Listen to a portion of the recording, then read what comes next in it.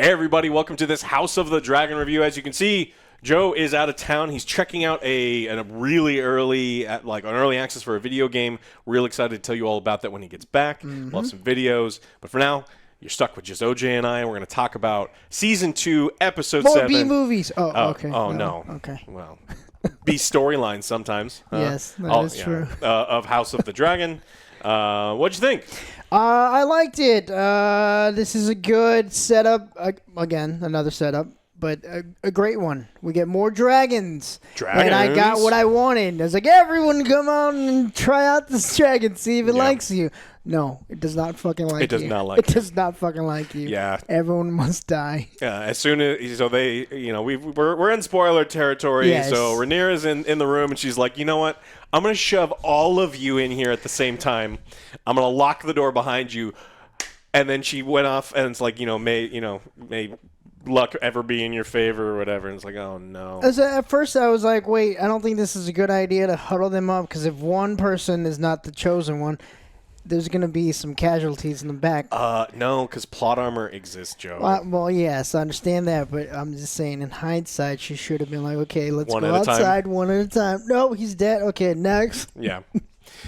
It was interesting because, this is the first time where Rhaenyra's been portrayed different than I was expecting her to be portrayed. Because in season 1, she's a lover, not a fighter. Well, sort of, but she knows what she wants in season 1, and and then you expect her to grow up and her kid has been murdered. She demands the assassination of her nephew, who in her eyes is a kid.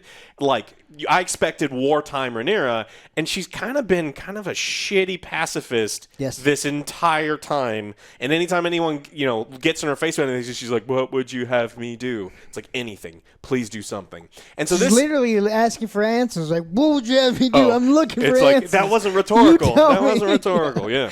And so this is good because we actually get to see the Rhaenyra that's like, look, this is war. This is something that we have to do. There are going to be losses. There are going to be sacrifices. It just was kind of a jump from kind of passive to really, really active. But I thought it was a cool scene. Yeah, I really liked it too. I like that. Well, with Jace is getting all mad too. It's like, well, these mongrels. I was like, damn, son. I was like, but bro, this was your idea. They're still in the bloodline. So yeah, he's also bastards. The grandson of the last official king and his wife. It's like he would be in a good spot. Totally makes sense from Jace's perspective. I'm glad. Jace, in my mind, before Season 2 started, was going to be kind of the star. And they've taken a lot away from Jace, so I'm glad we're getting to see more of him. So I thought that he did a really good job. Let's see. We have Corlys and Adam meet. So in the very beginning of the episode, Sea Smoke is on the beach. Yes. We don't know how they got on the beach. She's standing awkwardly in front of him. She's not staring at each other for a long time. Staring at each other, yeah. Did I pause this accidentally? Yeah, this is kind of weird. She didn't have a sword or anything. It's like, can you stay on the dragon, lady? You're fragile and stuff, but immediately bends the knee. He's hiding who his dad is. It's like, for later. It's like we got just tell us. There's one more episode. No, because otherwise it doesn't work that way. There's one more episode to go. Yeah. Tell us already. And then his dad doesn't say anything about it either when he meets there. He's like, oh, I don't know who that kid is. It's like, come on. Everyone in the show has bastards. Everyone. It's like, you sowed your wild oats, and there's one of them. You're eventually, gonna make him your heir and legitimize him. But come on. So I liked when she said, "No, you shouldn't be looking at these records. You should look in between the sheets." Yeah, between the sheets, yes. yeah, absolutely. I was like, that's a good one. They're sprinkled absolutely everywhere. Ulf has a scene where they kind of have to egg him on. He's like, "No, I took an arrow to the knee. I can't go." That one I did not expect. I thought he was just fucking around with people and just like getting free drinks and wanted the people to like him and stuff. He was just happened to be born with silver hair or something. Yeah. Yeah. So I was like, I did not expect that. It's like he's gonna fucking die. He's a liar. Nope, he's not. There was some kind of silliness in her handmaiden trying to sneak around. She's the only one in town not covered in shit, and she's wearing a bright red robe. Yes. It's like, I'm watching this scene. It's like, this is some interesting direction, because normally they put House of the Dragon is famous for its crime cloak. Do you remember in season 1, anyone who wanted to do anything dastardly had like a gray cloak? They put the hood up, and it's like no one else suspicious here. No one is wearing. But she does it even further, where she like hers is sequined in red. It's like, lady I was thinking that doing? exact same thing. I was like, I think everyone's gonna find this a little suspicious. Yeah. You stand out like a fucking sore thumb. Like everyone's like shoveling shit in like bright red. Yeah. Like, come on. Yeah. And then Secrets. our buddy Laris has no idea. Like, there's 50 people with silver hair all meeting in the shoreline, and then, like, no one knows anything about it. I mean, it's silly. We're just pointing. I mean, I like the episode. It's just, like, it's just kind of a silly thing. And then you want to talk about Alicent? Her Kate Chopin camping arc, where she's like, my lover has scorned me, and my 2 children, one's a drunk idiot and the other one's a murderous asshole, but I do have a kind kid, so I'm going to go out on this lake, and it could be, you can interpret it that she's baptizing herself, that maybe she doesn't want to live anymore. I don't know. It feels like they don't know what to do with her. Yeah, I just like, well, she's tired of the castle, she's going camping. I love camping. Yes. I mean, you'd have your She nervous. needed to take her mind off of things. It's like, I'm going camping. I need to go be one with the woods. Yeah, and she already has bangs, so she can't do. I mean, the drastic thing. It's like, nope, you already have bangs, so can't do anything else. It feels like the showrunner just wanted to make the show about these 2 powerful women. And the problem is, in the Dance of Dragon, Alicent doesn't do anything, and so until like stuff happens towards the very end, and so they're just kind of making up stuff for her to do, and it's kind of left a vacuum because we sent Otto away. And so personally, I feel like we're struggling on some of these storylines where it's just, I'm waiting to get to some of the other stuff because I don't feel like it's progressing anything. I don't feel like it's important. I didn't either. Yeah. Like you said, I guess you can interpret it that way, but for me, it's just like, I didn't really care about that. Yeah, it's not something that I wanted. What I do want to talk about is my absolute favorite part of the episode, fucking Oscar Tully and his giant balls, and just walking. Yes, I was like, holy shit, this fucking kid. Yeah. Yeah. If you're going to, like, change stuff, and, like, this is the kind of dialogue that I want. It doesn't always have to be, like, the most clever thing ever, but this was a person who understands the game, walks right up to his face, starts dissing him, and he's like, do you want the army or not? And then, like, Daemon just you can't do anything but respect him because he's absolutely right.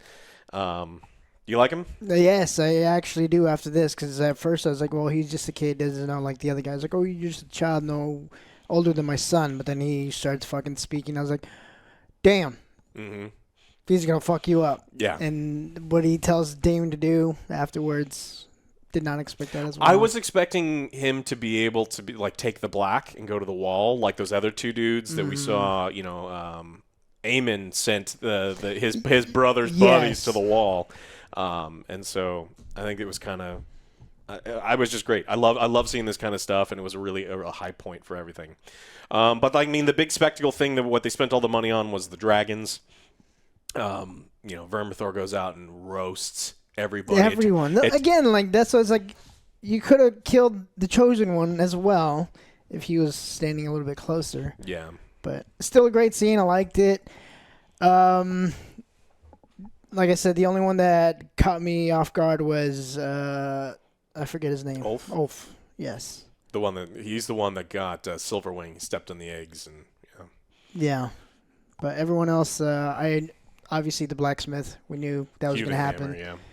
I like that scene. The other scene I actually liked before we end this was Viserys and Daemon. Is like, do you still want the crown? Love Patty. Anytime Patty's there, I love him. Yeah. So now I guess he's thinking is like, maybe I don't want the crown because it's like a lot of responsibility, and like he didn't even want it himself, but it's just like a kind of a burden.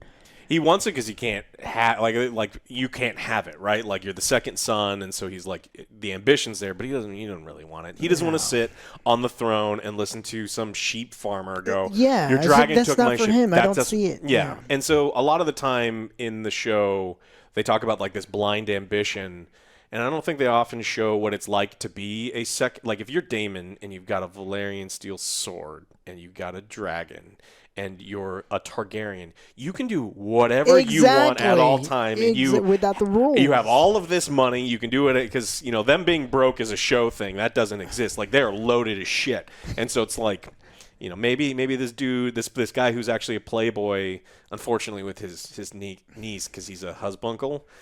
Yes. That's not something that sick. But it is. Yeah, I see him more as that as opposed to like the king. It's like you really don't want to be king. You don't. No. It's too much, especially for him and his temper and everything. The way he handles shit. It's like, hey, go kill this kid. It's like, well. He gives bad directions, like really bad directions. It's like famously gives bad directions. Yeah. So Hugh claims Vermithor by being a badass, kind of trying to spare a woman and like staring down a dragon. Ulf claims his dragon by being a moron and covering himself in piss and shit. And like the dragon's like, you're an idiot. I like that. And so like the dragons have different personalities. And then we get a scene where they're trying to tempt Aemon.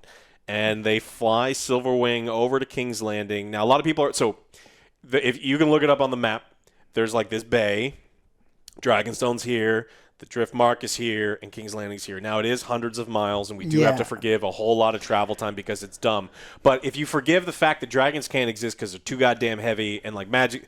That's fine. It's not like going from Winterfell to King's Landing. Like, this is literally in the bay. And so it's like, of the things to get pissy about, that's not one that I'm all that upset. I was okay with that one because like they did it terribly in Rings of Power when he was hurt. Why would you? And they were riding all the way across. They sprint. They made it in a couple of days. She tried to swim to Middle Earth from Valinor. That one is like, all right, I don't believe this. This is taking me out. Dragons and everything. All right, I'll be along for the ride. Man, way to kill the mood, man. You're welcome. I'm great at that. Yeah. I'm fucking great at that. Wow. So they throw Ulf on a dragon. He's still covered in like the muck, so it makes you think that it's really recent or he hasn't had time to shower. Mm-hmm. Flies over there, and of course Vhagar is hiding in the bushes because he's a stealth grandma dragon, and then chases him out. And we see that they're setting this thing up where Aemon doesn't exactly have control over Vhagar the way that he probably should. Vhagar's kind of in control. I wonder if that's going to be either foreshadowing what happens later on and some of the other stuff. I don't think next. I think it's season 4 stuff. Next episode, I don't know what they're going to do. I mean, maybe we get into the fish feed stuff. We're setting up the land battle. Stark's coming down south. We finally have the army of the Riverlands because we are hearing more about another character, Alicent's other son. Yes. And his dragon's taken flight. And so very important character in the Dance of the Dragons. And then we'll see kind of what happens there. Yeah. With the Ulf scene, I thought, honestly, I was mad because I thought he was just like doing it for a spectacle. He was going to show off to his friends and they were going to shoot him down with the scorpions. I was like, what are you doing? This is a stupid ass plan. Don't fly so close. It depends on how, like, scorpions are weird because like you got to hit them like where they're already weak or in like the eyeball. Mm-hmm. Like, but that's what I thought was going on. But then you got a dragon, you go show off. Yeah. But I thought that's what he was doing and he was going to get it killed. But then it's like, okay, I see. You're just showing, like, hey, we got a shit ton of dragons. That would be kind of funny that they set up this character for however many episodes, and we go through this whole process, and he's just an idiot right away and dies. Oh, he was. Yeah. Yeah. Well, I mean, he's a planned idiot because they purposely sent him there. Rhaenyra also has a thing where she is still looking for the stalking sheep stealer or something. Again, mad that the original character is absolutely getting cut out of this because I think it was really interesting to see. They're doing it different where they're like, Adam is not special, even though I'm pretty sure they say that he should have it. They said that Rhaenyra has fire and blood on both sides, not just from his mother, which means because like the Valerians and the Targaryens mixed a bunch of times. And so if they're looking for like latent Targaryen fire and blood in the bastards, like he's going to have some. But maybe they're just playing it up because there's a character originally in the story that isn't necessarily Targaryen at all, and it's supposed to break this whole myth that only Targaryens can do it. In fact, this girl, Nettles, just bribes a dragon with food, which is the ultimate way to bribe anybody, is with food. That is true. Yeah. And feeding it over and over and over again. So, I think, if you want to, you got predictions for next episode? We probably get Sheep Stealer next episode. Oh, we have to. We can't leave that off. What do you mean we have to? We were spinning in my opinion, we've been spinning our wheels for like 4 episodes with Damon. Damon. We keep saying, it's like, oh, it's a setup. It's a setup. It's like, oh, we get a small, well, it's a big battle. Well, then another setup for the next battle. Lots of setups, but I really hope we do get to see it. Yeah. And another smaller battle. She's not just gonna be flying on the dragon, and we're not gonna see any of the taming of anything, because they keep skipping over a lot of that stuff. They do. Yeah. So yes, that's exactly what's gonna happen. Next episode, she's gonna get the dragon. That's it. She's just gonna. She'll be flying it. She's gonna be. Yeah. Yep, and they're best of friends. Yeah. Ugh. You don't like it? No, I mean. Again, they've made. I don't agree with some of the changes that they've made. I don't like with a lot of the depictions that they've made, and I think we're skipping over some of the cool stuff. Like I want to see some of these armies march, and it would be really interesting to see. The problem is it costs a lot of money because you have a lot of actors in armor. But like seeing the movement of these things, if we start the next episode and we're immediately in a confrontation around fish feed. It's like I think you're doing a little bit of disservice because like it would be more interesting to. If us as the audience know that there's some people are going to show up that you didn't know were going to show up and all this other stuff happens, so just immediately jumping right in, I think takes away from me a little bit. Because one more episode, they got a lot to do. Got a lot to cover. Yeah. And we only got an hour to do it, and we got to probably wait 2 years for another 8 episodes. So, all right, what do you think? Give me a score. Overall, I enjoyed the acting. I like that scene a lot with Viserys and Damien. Mm-hmm. The dragon scenes are pretty cool. It's what I wanted. Like you said, Alicent. They're just trying to find something for her to do. Yeah. I'm gonna give this one an 8. Yeah, I'm thinking exactly the same thing. There's a lot of fan servicey moments that are they're silly and poke fun at, right? So it's like it is dumb that Rhaenyra locked everyone in there and burned, but ultimately it was a really cool scene with the dragon. So there is a spectacle. I'll forgive that. But I also did get some cool stuff. Like I like that Larys is trying to train Aegon with he's falling over and he's like no more milk of the poppy. We get him trained because his brother is going to kill him. So they're building up to something that I think is dangerous. And then honestly, like the reason that it gets like 2 whole point upgrade is because finally we get to see Oscar Tully just shitting on Daemon publicly and setting all this stuff, righting all of the wrongs that he possibly could. So I think that this is a really solid episode. I'm going to look back on it pretty fondly, and it's probably not going to be because of the dragons. It'll probably be because of like how satisfying it was watching Daemon get put in his place. And then the recruiting, the non-suspicious recruiting. Oh, well, ridiculous. Like there's no security in King. Like the city's supposed to be locked up, but like you can just like walk to the beach. And like no one watches anything, but it's like where are all these people going? You just have to assume. You just have to assume that she's also like paying off all the because she does talk to a guard, right? She can be like, "Look, make sure all the guards are nowhere in the city, and that there's not a single person loyal to Larys." And none of them they knew, but they didn't tell Aemon anything. Oh, you think that made like the because there's whispers of this dragon, and then some's afoot, but they're like, you tell him. It's like, no, I think it's better from you. Yeah, like, nah. Larys knows the validity is suspect. Where it's like, oh, this captain told this dude who told this dude who told this dude who told this dude, and it's like, look, that's kind of far away, and it would be suspicious because again, most of the people in Westeros are like, no, only Targaryens, and they theoretically count the number of Targaryens. So yeah, and then during the table scene, they're like, you hear them dragon, and they look at each other like, oh shit. Yeah. I guess it was your friends, brothers, sisters, uncles was right. Yeah. But nope, it was just Ulf falling off his dragon And good episode. I liked it. One more to go. A lot to cover in that last episode, though. I don't know what they're going to do. Like, one episode isn't enough for me to end where I think that they're going to end. If there's a big battle, it honestly probably needs like an entire episode. I'm just hoping that we don't cover more Alicent having her little mental breakdown thing. I don't care. I don't think she's been set up as like this brilliant political leader.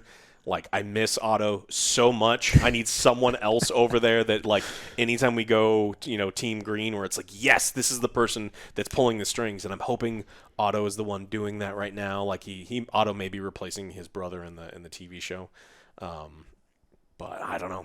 But good episode. Liked watching it. Excited to watch it next week. Joe will be back next week, so we'll cover the finale, give you our thoughts on the series on the whole. And thanks for watching, and we'll see you on the next Angry Joe Show.